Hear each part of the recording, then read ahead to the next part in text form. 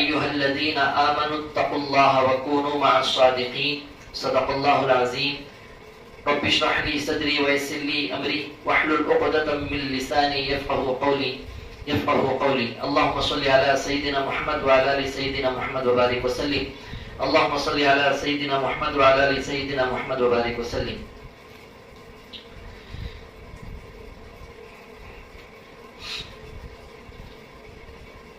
کسی شاعر نے کسی اللہ والے نے ایک شعر کہا ہے، نگاہ ولی میں وہ تاثیر دیکھی، نگاہ ولی میں وہ تاثیر دیکھی، بدلتی ہزاروں کی تقدیر دیکھی، بدلتی ہزاروں کی تقدیر دیکھی. یہ شعر پڑھنے کے بعد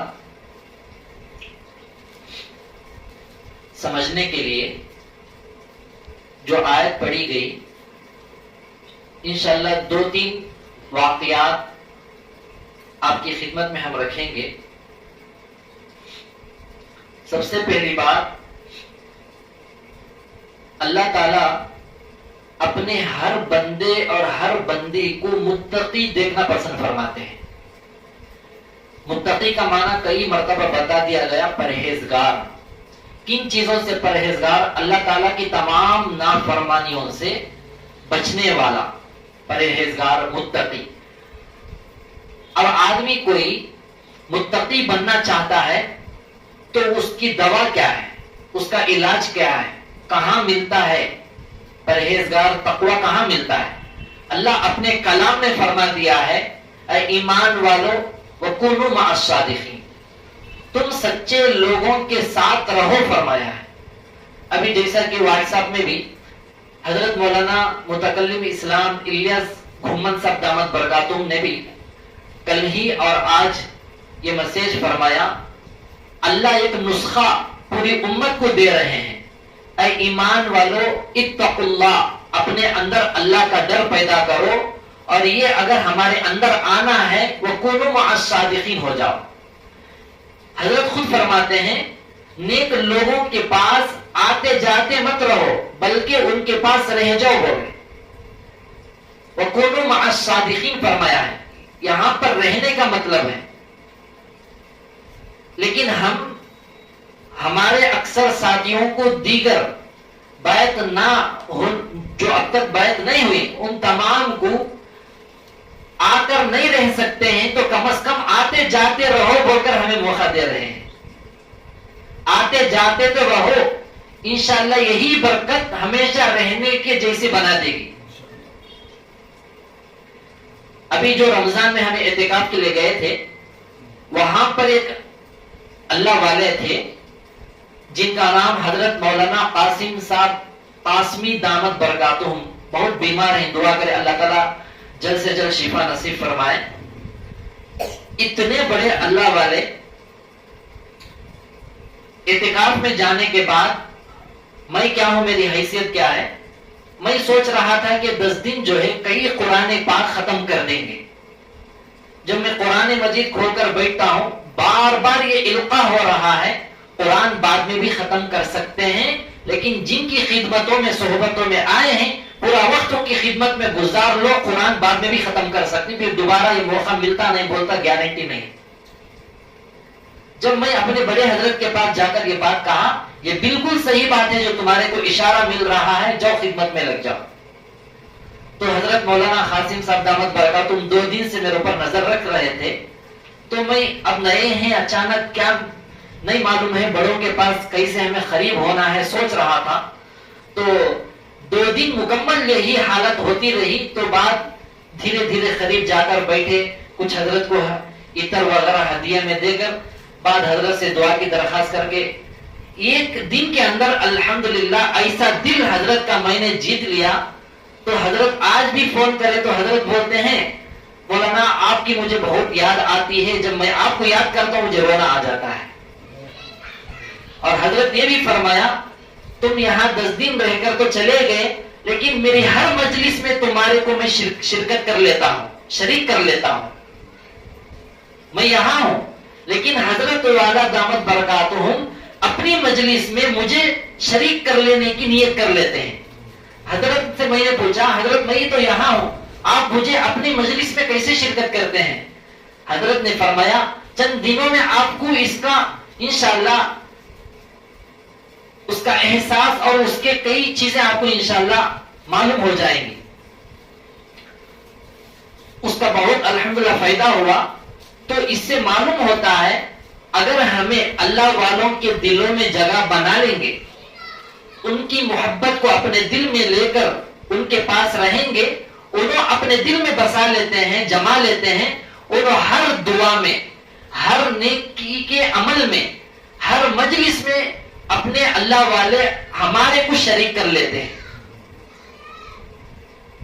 تو کئی ساتھیوں کو ہم نے کہا بھائی مجلس کی پابندی کیوں نہیں ہو رہی, آن لائن میں سن لیتے ہی. فرمایا آن لائن میں جو ہے ایک مجبوراً جو رکھا گیا ہے مستورات کے لیے, دور دراز رہنے والوں کے لیے, لیکن شہر کے اندر جب مجلس ہوتی ہے ہمیں روبرو حاضر ہونا ہے. جیسا کہ حضرت مولانا قاسم صاحب دامت برکاتہم کے بارے میں ایک بات یہ بھی آ رہی تھی, قرآن بعد میں ختم کر سکتے ہو لیکن یہ وقت کا قاسم نانوتی کا مقام پایا ہوا ہے, اس کی خدمت کر لیا کرو. تو اتنے بڑے اللہ والے, حضرت کا مزاج ہے کسی کو بیعت نہیں کرتے ہیں, کسی کو بیعت بھی نہیں کرتے ہیں, خلافت تو بہت مشکل سے حضرت سے ملتی ہے. تو حضرت یہ جملہ جب کبھی فون کر کے میں بات کرتا ہوں, مولانا میں آپ کو میری ہر مجلس میں شریک کر لیتا ہوں. تو ایسا ہم سب اپنے مشائخ کے اللہ والوں کے دلوں میں جمنے والے بننا ہے, بنیں گے نا. تو روبرو مجلس میں ہمیں ایسے بن جانا ہے, یا ہماری ان کے ساتھ صحبت کا وقت جو ملتا ہے ہمیں ایسا ان کے ساتھ پیش آنا ہے, ایسے رہنا ہے. امریکہ میں بھی ہو, دلی میں بھی ہو, انہوں ہمارے کو ہر جگہ اپنے دعاؤں میں, نیک اعمال میں, مجالس میں ہماری بھی نیت کر لیتے ہوں. رمضان سے پہلے حضرت سید اظہر کریم صاحب دامت برکاتہم اچانک, ہمارے ایک ساتھی عمران موجود ہیں, وہاں آفس کے پاس اچانک ظہر کے بعد زوردار بارش ہوئی. تو بارش کے اسی وقت میں دوران یہ ساتھی بھی آئے, تو اسی وقت حضرت کا فون آیا. تو میں دیکھا سعودی سے فون آ رہا ہے. تو حضرت فرمایا کیا نہیں معلوم میں یہاں پر ہوں, خانے کعبے کے پاس, آپ کی یاد ہے تو میں آپ کو فون کر لیا.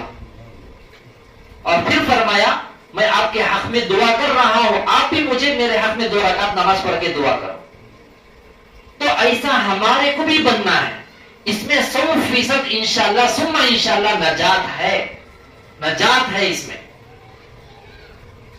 اب یہ مثال آپ کو میں دکھاتا ہوں. یہ جو نگاہ ولی میں وہ تاثیر دیکھی, بدلتی ہزاروں کی تقدیر دیکھی, یہ جو جملہ ہے شعر, یہاں پر دیکھیں سب سے پہلی بات صحبت اختیار کرنے کا حکم ہے, صحبت میں رہنے کا. سب سے پہلے ہمیں اٹھا لیں میرے اور آپ کے آقا تاجدار مدینہ احمد مجتبی محمد مصطفیٰ صلی اللہ علیہ وسلم کا قصہ اٹھا لیں. ان سے بڑی مثال کس کی ہو سکتی ہے, نبی سے بڑی. امام شافعی رحمۃ اللہ علیہ سے کسی نے پوچھا, ایک سوال کیا, فرمایا امام شافعی رحمۃ اللہ علیہ سے حضرت امیر معاویہ رضی اللہ تعالی عنہ اور حضرت عمر بن عبد العزیز رحمۃ اللہ علیہ, یہ دونوں میں سے کون بڑھ کر ہے, یعنی دونوں میں سے کس کا درجہ بڑھ کر ہے. ایک سوال کیا گیا. کیوں؟ حضرت امیر معاویہ رضی اللہ تعالی عنہ کے دور میں بہت خطرناک جنگیں ہوئی, لڑائیاں ہوئی, فتنے زیادہ عروج میں تھے, امن انصاف بہت کم تھا. لیکن عمر بن عبد العزیز رحمۃ اللہ علیہ کے زمانے میں انصاف جو ہے مکمل 100%, بھیڑیا اور بکری ایک ساتھ پانی پیتے تھے. تو پوچھا گیا یہ دونوں میں سے کس کا درجہ بڑھ کر ہے. امام شافعی رحمۃ اللہ علیہ نے سوال سن کر ایسا جواب دیا, ان جملوں کو سنہری سونے کے پانی سے بھی لکھے تو بھی کم ہے. فرمایا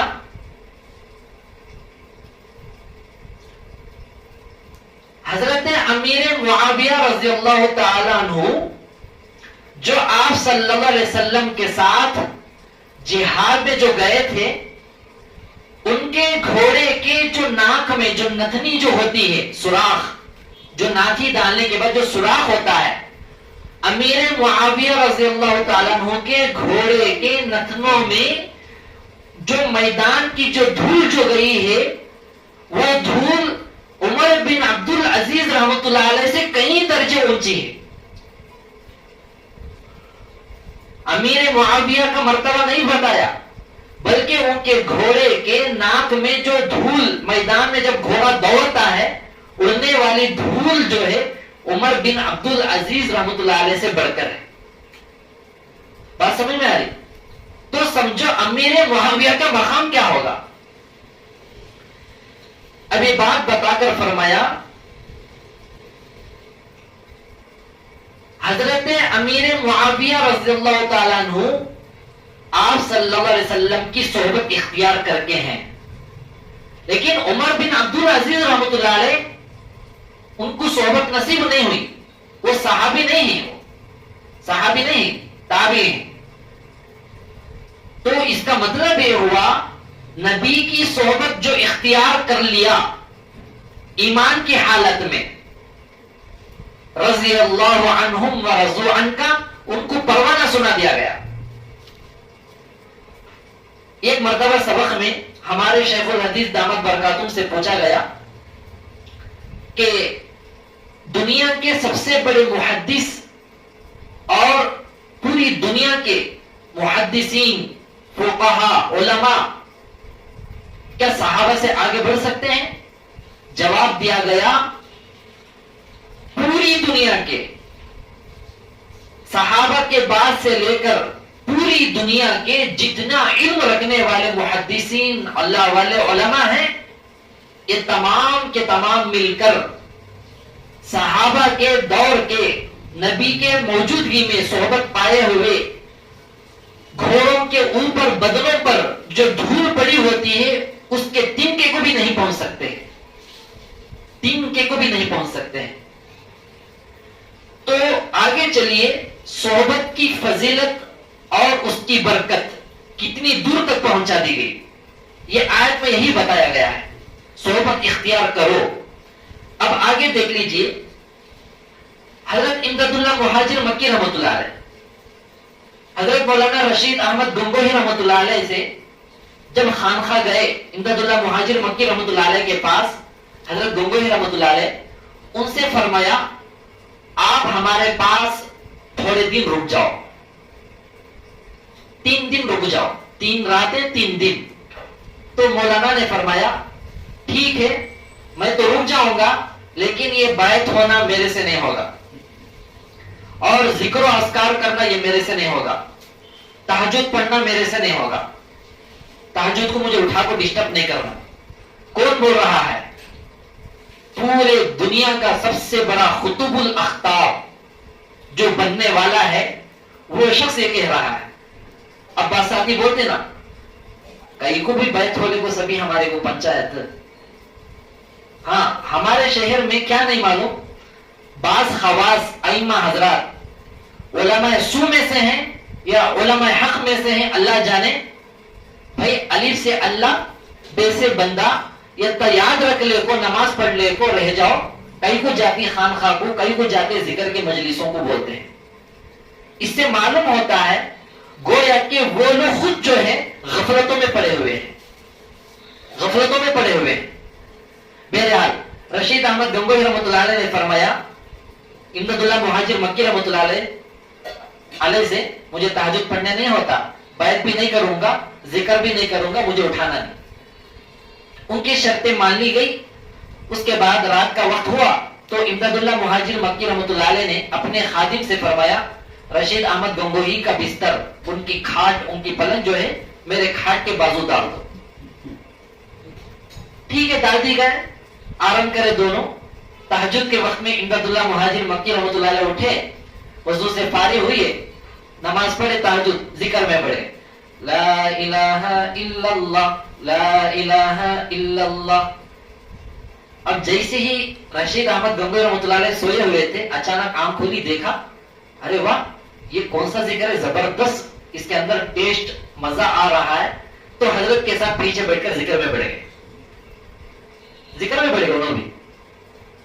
دوسرے دن جب ہوا، ابن عبداللہ مہاجر مکی رحمۃ اللہ علیہ کے اٹھنے سے پہلے اٹھ کر ان کو وضو کا انتظام، مصلی بچھا کر تہجد پڑھنے کا انتظام کر کے انتظار کر رہی میں بھی ذکر میں بیٹھنا ہے۔ کیا فرمایا تھا؟ تہجد نہیں پڑھوں گا، مجھے اٹھانا نہیں، ذکر بھی نہیں کروں گا، بیعت بھی نہیں ہوں گا، ٹھیک ہے۔ تیسرے دن جب ہوا تو فرمایا بھائی آپ کے 3 دن اور 3 رات ہو گئے، جانا چاہتے ہیں؟ حضرت میں پورا مہینہ یہیں پر رہنا چاہتا ہوں۔ 30 دن 40 دن کے قریب جب گزرا، صاحب نسبت ہو کر ان کو رخصت کر دیا گیا۔ صاحب نسبت کا جملہ بہت سے ساتھی نہیں جانتے ہیں، جن کو خلافت دی جاتی ہے ان کو کہیں گے صاحب نسبت،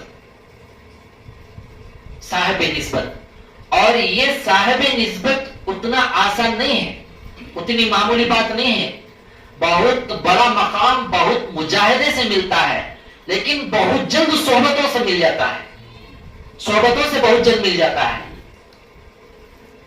تو جسے صاحب نسبت جسے نصیب ہو جاتی ہے، اسے خلافت سے نواز کر دین کا کام کرنے کا پرمیشن دیا جاتا ہے۔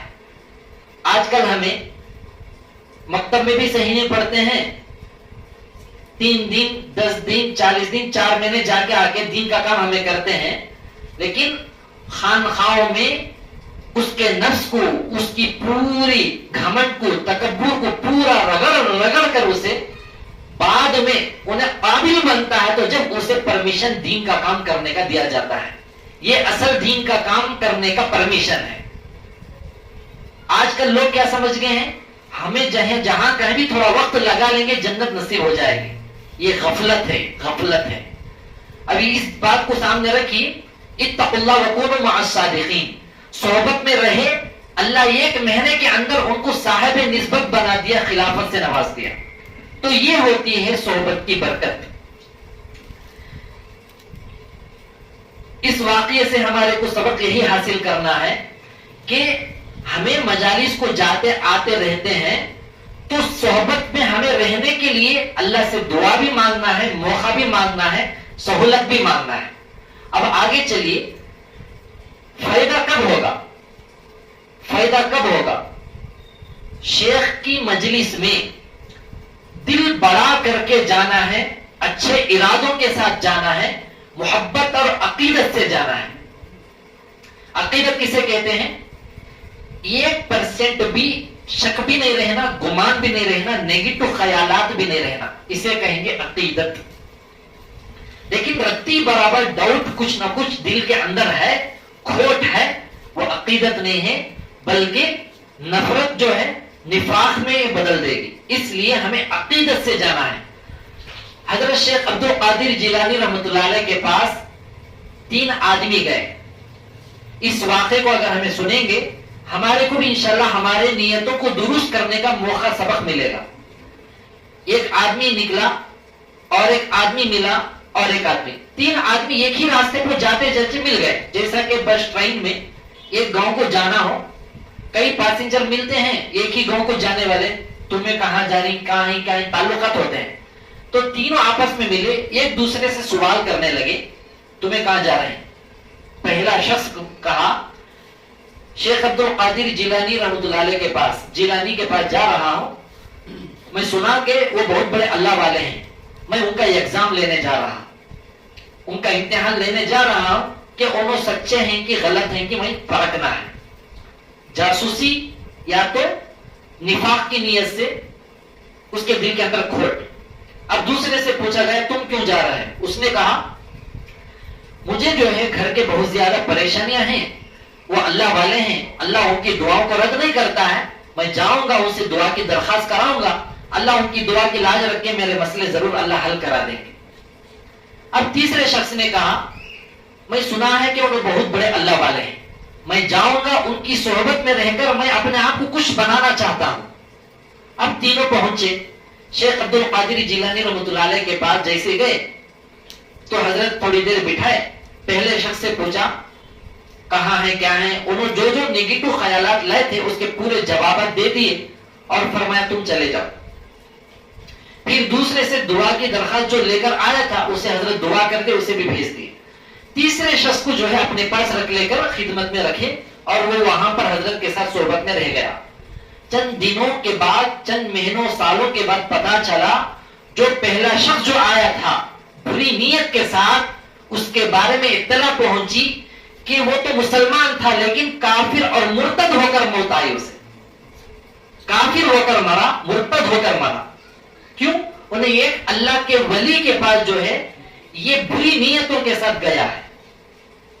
اب دوسرے کے بارے میں خبر ملی کہ حضرت کی دعا کی برکت سے اس کے پورے مسئلے حل ہو گئے، اپنے وقت کا بہت بڑا مالدار بن گیا. اب تیسرا اپنے وقت کا بہت بڑا ولی بن گیا. تو اس واقعے سے معلوم ہوتا ہے کہ مجالس میں ہمیں گئے، ہماری نیتوں کو ہمیں درست کرنا ہے. اگر ہماری نیتوں کو ہمیں درست کیے بغیر آئے ہیں تو اس کا نقصان اپنے کو ہوگا، کسی اور کو نہیں ہوگا، اپنے کو ہوگا. آپ لوگوں سے میں درخواست کرتا ہوں، جتنے بھی باتیں ہمیں سنتے ہیں اسے سن کر دل میں بٹھائیے، اپنی زندگی میں لانے کی فکر کریں اور اپنے گھر والوں کو یہ باتیں تمام بتا کر ان کو جو ہے ایسے ہی راستوں میں آمادہ کر کے جوڑ کر رکھیے. بعض لوگ مجالس میں شرکت کرتے ہیں، گھروں میں، آن لائن میں، بے ادبی سے بیٹھنے کے وجہ سے بھی جو ہے انہوں برکت سے، فیوز و برکات سے، نسبت سے محروم بھی ہو جاتے ہیں. ایسا ہمیں کرنا نہیں ہے، ایسا کرنا صحیح نہیں ہے. اس لیے اب دیکھیے ابھی حج کا موسم شروع ہو رہا ہے، حاجیوں کے جو ہے فلائٹیں، سفر شروع ہو چکے ہیں. اللہ تعالیٰ سب کے حج کو قبول فرمائے. ہم سب کو بار بار اللہ تعالیٰ، ہمارے کو بھی اللہ تعالیٰ اپنے گھر کی دیدار نصیب فرمائے. دن بدن جو ہے نفرت، دشمنیاں اور ہر طریقے سے مسلمانوں کو ختم کرنا اور ان کے دلوں کے اندر ہندو مسلم بول کر لڑانا، یہ حرکتیں شروع ہو رہے ہیں. ایسے وقت میں سب سے زیادہ ہمارے مسلمانوں کو جہاں تک ہو سکے علماء حق سے رابطہ کر کے کون سے طریقوں کو اپنانا ہے، کون سے اعمال کو کرنا ہے، ان چیزوں کو فالو ہو کر چلیں گے تو ہماری خیر ہے. ابھی ایک دو بس جو ہے کسی دور شہر میں حاجیوں کی جا رہی تھی تو کٹر ہندوتوا لوگوں نے پتھروں کی بارش کر کے حاجیوں کے سر پھوڑ دیے ہیں، زخمی کر دیے ہیں. کئی لوگ ہسپتال میں پڑے ہوئے ہیں. یہ حالتیں کیوں آتے ہیں؟ یہ حالتیں اللہ کی طرف سے آزمائش سمجھ کر ہمیں اللہ سے ہی رجوع ہونا ہے. حکومت کچھ نہیں کہہ رہی ہے، پولیس بھی موجود ہے، کچھ نہیں کہہ رہی ہے. تو یہ وہ دور ہے، فتنوں کا دور ہے. ایسے وقت میں وَاعْتَصِمُوا بِحَبْلِ اللَّهِ، اللہ کی رسی کو مضبوطی سے ہمیں مل جل کر مضبوطی سے تھامنا ہے. تو یہی دین کے اصلاحی ذکر کے مجلسیں ہیں. آخر میں قصہ سن لیجیے. ذکر جو ہے بہت سے ساتھی صحیح معنی میں پابندی نہیں کر رہے ہیں، پابندی کرنا ہے. حضرت علامہ شبلی رحمۃ اللہ علیہ کا نام سنے ہوں گے. اتنے بڑے اللہ والے ہمیشہ اللہ کی یاد میں ایسا رہتے تھے. لوگوں نے ان کو دیکھ کر پاگل سمجھ کر چند شریر بچوں نے ان کے اوپر شرارت کی بدولت کچھ پتھرے ان کے اوپر برسانے لگے، دیوانہ ہے بول کر. حضرت کو جیسے جیسے پتھر لگتے گئے حضرت کے جسم سے خون نکلتا گیا. ایک آدمی دیکھ کر رحم آ کر وہ آدمی حضرت کی خدمت میں آ کر حضرت کو مرہم پٹی کرنے کے لیے آیا اور شریر بچوں کو دور کر دیا. تو اس نے کہا میں دیکھ کر حیران رہ گیا کہ حضرت کے جسم سے خون کا ایک خطرہ جسم سے زمین پر پڑتا تھا اور وہ خطرہ جو ہے اللہ اللہ کا لفظ بنتا جاتا تھا. اللہ لفظ اللہ کا لفظ بنتا جاتا تھا. یعنی لفظ اللہ جیسا لکھتے ہیں اس طریقے سے اس خون کا خطرہ جو ہے لفظ اللہ میں بدل دیا جاتا تھا، بدل جاتا تھا. تو اس سے معلوم ہوتا ہے ذکر، عبادتیں اور درود استغفار جیسا ہمیں پابندی سے کرتے ہیں، جسم کا ہر ریشہ ریشہ، ہر رگ خون کا خطرہ بھی جو ہے اس کے اندر یہ برکت جو ہے داخل ہو جاتی ہے. اس لیے ذکر کو ہمیں معمولی نہیں سمجھنا ہے. پابندی سے جن کو جو اجازت دی گئی ہے اس کی استقامت کے ساتھ ہمیں پابندی کرنا ہے. کریں گے نا؟ آپ لوگ جہاں تک ہو سکے تہجد کے پابند ہو جائیے. مدرسے میں بعض اساتذہ یہ فرماتے تھے ہر دن تہجد نہیں پڑھ سکتے ہیں، جمعرات کے دوپہر سے جمعے کی مغرب تک چھٹی ہوتی ہے تو جمعے کی رات کو تہجد پڑھ لینے کا کم از کم آخری درجے میں اپنا معمول بنا لیں. اور یہ فرماتے تھے روزانہ 2 رکعت تہجد پڑھنے کے بجائے اگر سکت رکھتے ہیں تو جمعے کی رات کو مکمل 8 رکعت 2 رکعت سے پڑھ لے، پورے ہفتے کا کفارہ ادا ہو جائے گا. اس لیے آپ لوگوں کے سامنے میں روزانہ 2 رکعت پڑھ لیں.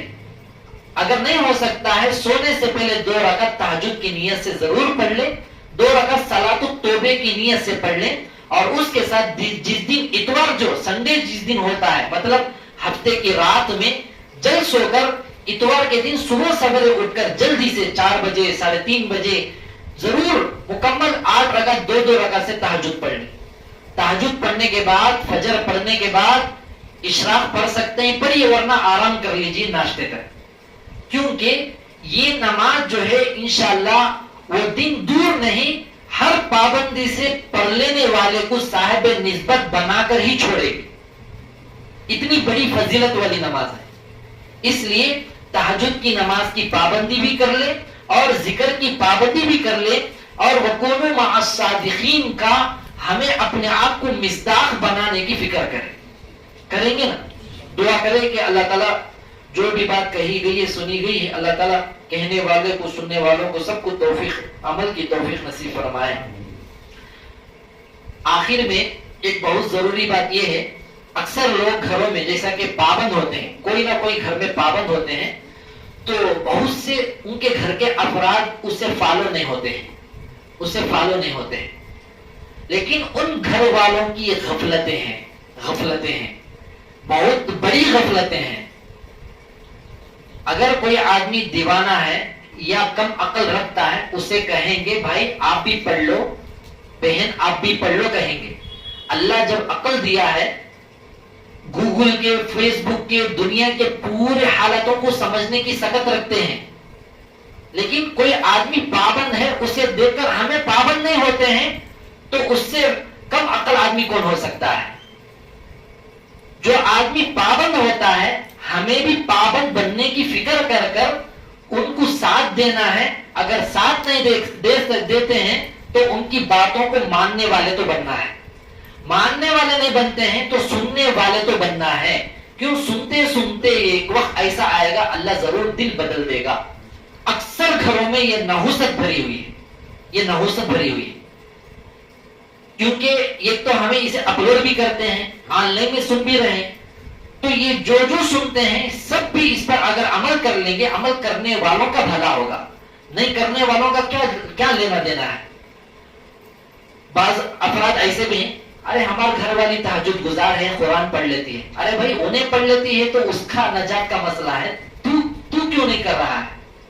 اگر کوئی کرتا ہے، نہیں ہمارے گھر والے دین کے کام میں ہمیشہ جاتے آتے ہیں، تو تمہیں کیوں نماز نہیں پڑھ رہی، پردے کی پابندی کیوں نہیں کر رہے ہیں؟ تو اس لیے ان باتوں سے ہمیں غفلتوں کی چادروں سے باہر نکلنا ہے. ہاں، میرا ایک تجربہ ہے، جسے دل کو لگے نہ لگے ہمیں کہتے ہیں، جن گھروں کے اندر اللہ جو ہے کچھ امانتوں کے برکتوں کے طور پر کسی نہ کسی کو دین کے لائن سے، خانقاہی لائن سے آگے بڑھا کر رکھتا ہے، ان کے فیملی والے اس کی قدر نہیں کرتے ہیں. اور ایک سوال یہ بھی کرتے ہیں، جو بھی تمہارے سے رابطہ کرتے ہیں وہ لوگ کہیں کے کہیں چلے جاتے ہیں، لیکن تمہارے گھر والے تمہیں سبھی اسی جگہ رہتے ہیں. اس کا جواب یہ ہے کہ اکثر ایسے گھروں کے اندر جہاں پر کوئی نہ کوئی دین کا کام مضبوطی سے ہوتا ہو، ان کے گھر والے غفلتوں میں پڑے رہتے ہیں، اس لیے انہیں ترقی نہیں کرتے ہیں. تو ان کی باتیں جیسا دیگر امت مسلمان سن کر عمل کرنے سے ترقی کرتی ہے، ان کو بھی چاہیے کہ وہ بھی اسے فالو ہو کر عمل کر لیں. ہاں، اگر عمل نہیں کرتے ہیں کبھی بھی ان کے خلاف ہرگز نہ جائیں، ہرگز ان کے دلوں کو نہ دکھائیں. اس کا بہت بڑا نقصان ہوگا، بہت بڑا. اس لیے ہمیں ساتھ نہیں دے سکتے ہیں تو مخالفت میں بھی ہمیں جانا نہیں ہے، مخالفت میں بھی جانا نہیں۔ بعض لوگ جو ہے دل خراب ہونے کی وجہ سے، دماغ ذرا نیگیٹو خیالات ہونے کی وجہ سے جو بھی بات نکلتی ہے اس کا مطلب غلط ہی نکالتے ہیں، غلط ہی لیتے ہیں۔ وہ قصور ان کا ہے، وہ قصور ان کا ہے۔ یاد رکھیے، دنیا کے اندر اللہ کسی کے گھر کے اندر، کسی خاندان میں، کسی محلے میں، کسی شہر میں اللہ اپنی بھلائی خیر چاہنے والے کسی کو پیدا کر کے رکھا ہے، اس کی دل سے قدر کر لیں، ورنہ ایسا پشت آئیں گے کہ زندہ ہوتے ہوئے نہیں، مرنے کے بعد خون کے آنسوں کا رونا بھی بے فائدہ رہے گا۔ اللہ صحیح سمجھ کی توفیق نصیب فرمائے۔